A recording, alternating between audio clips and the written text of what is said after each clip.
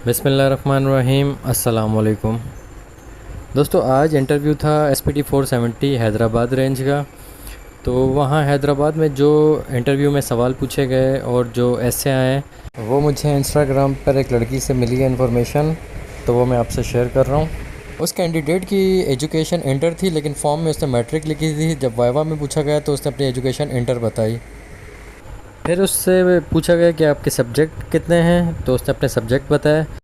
उसके बाद उसने पूछा सब्जेक्ट के हवाले से कि बायोलॉजी में आपने क्या पढ़ा है, तो उसने फिर जो पढ़ा था वो बताया। फिर उसने पूछा बायोलॉजी की ब्रांचेस कितनी हैं, तो फिर उसने ब्रांचेस बताई।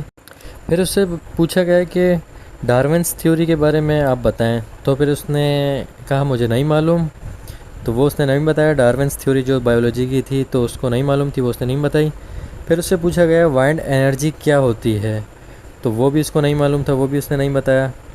तो उससे पूछा गया फिर सोलर एनर्जी के बारे में बताएं, तो फिर उसको जो इन्फॉर्मेशन थी उसने वो बताई। फिर उससे पूछा गया कि उसके वालिद साहब या उसके घर में कोई पुलिस वाला है, तो फिर उसने बताया कि उनके मामू जो हैं वो पुलिस में हैं, भाई या वालिद में से कोई पुलिस में नहीं है। फिर उससे फ़िज़िक्स का पूछा कि फ़िज़िक्स में आपने क्या क्या पढ़ा है।